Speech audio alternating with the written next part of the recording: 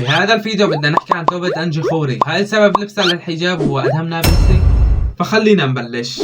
مرحبا، كيفكم يا جماعة؟ معاكم عمر، رجعت لكم اليوم بفيديو أروع من اللي قبله. اولا بدل هذا الفيديو لازم يكون فيديو ردة فعل على اغنية الشامي يا ليل ويا العين اللي حذفوا لي اياه. رجعت بدي اعمله بس ما صار مشان حقوق طبع ونشر. والله انا ما فهمت يعني ليش بيعملوا حقوق طبع ونشر؟ كلياتنا بشر بين بعضنا، يعني ليش تعمل حقوق طبع ونشر؟ بعدين انت مشهور، يعني بيعرفوا انه هاي الغنية لك. مين دي يسرقها؟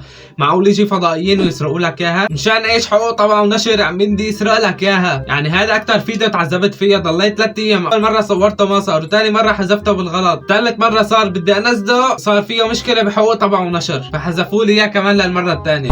فخلص ما بدي اعمل عنه. بس كيف الديكور وراي صاير من هدول اليوتيوبريين اللي بكون وراهم اضاءه وما بعرف ايش. هذا الاستديو قال. هلا نحن وين كان موضوعنا؟ موضوعنا كان بانجي خوري اجابنا للشامي.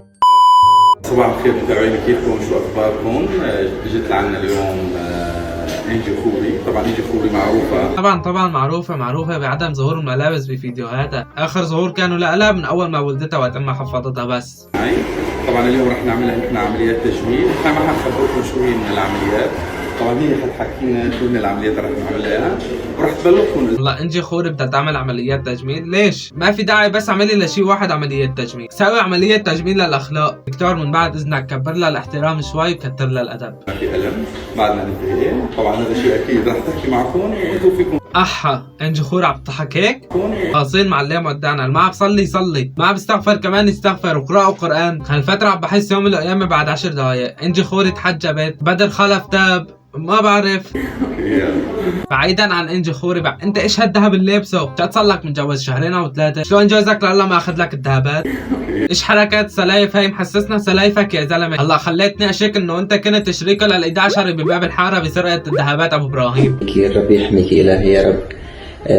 بتمنى لك السعاده الدائمه والله يريح بالك، وكثير انبسطت لما شفتك. ليش كل هالقد فرحان؟ ليش كل هالقد عم تبارك لك؟ عملت لك اعلان مجانا ولا زودت لك من متابعين ولا زودت لك المشاهدات؟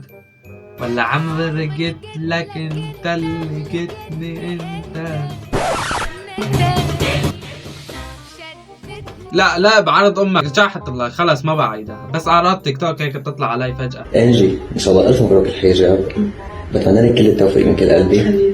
لا انجي لا، ما بصير هيك. انت تبتي تحجبتي، ما بصير تقولي لاي حدا حبيبي.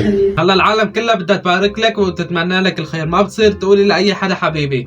خصوصا لهذا يعني شعره ابيض من مستقبلي. هلا البنت تعبت بس الاعراض لسه موجوده. اعطوها حبه بنادول. لا بنادول ما له دخل، اعطوها اي شيء. يا رب يحميك الهي يا رب. بتمنى لك السعاده الدائمه والله يريح بالك، وكثير انبسطت لما شفتك.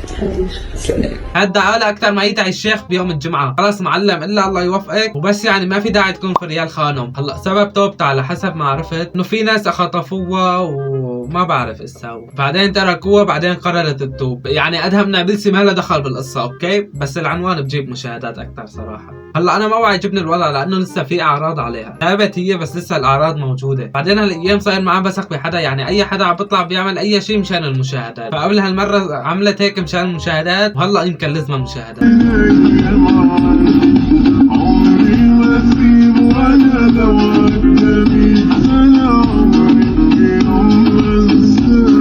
هلا بعد تحليلاتي لهذا الفيديو استنتجت انه ممكن تكون كذابه، لانه اللي جنبها يعني نو اوكي. فاذا كانت هي باكه مع ناس نو اوكي بتصير هي كمان نو اوكي، لانه بيقول لك المثل اللي طلعته قبل دقيقتين، اذا بتحط بندوره معفنه جنب بندورات ما فيهم شيء فالبندورات الثانيين بعفنوا. وبيقول لك كمان مثل ثاني ما بعرف مين قاله، بيقول لك اريني اصدقائك اريك مستقبلك اراك، ما بعرف، المهم هيك شيء يعني. هلا بالاخير انا ما بعرف بس شاكك بالموضوع انه ترند، فاذا صادقه الله يهديها ووفقها وبتكمل يعني ما ترجع لورا، اذا مو صادقه لا تقصروا فيها. المهم لهون بيكون وصلنا هذا الفيديو. اذا عجبكم لا تنسوا تحطوا لايك وتشتركوا بالقناه، واذا وصلتوا لهون اكتبوا لي تحت بتجنن هيك اي شيء، اكتبوا لي هيك كلام غزل لإلي. ان شاء الله تكونوا موصلين لهون. يلا سلام.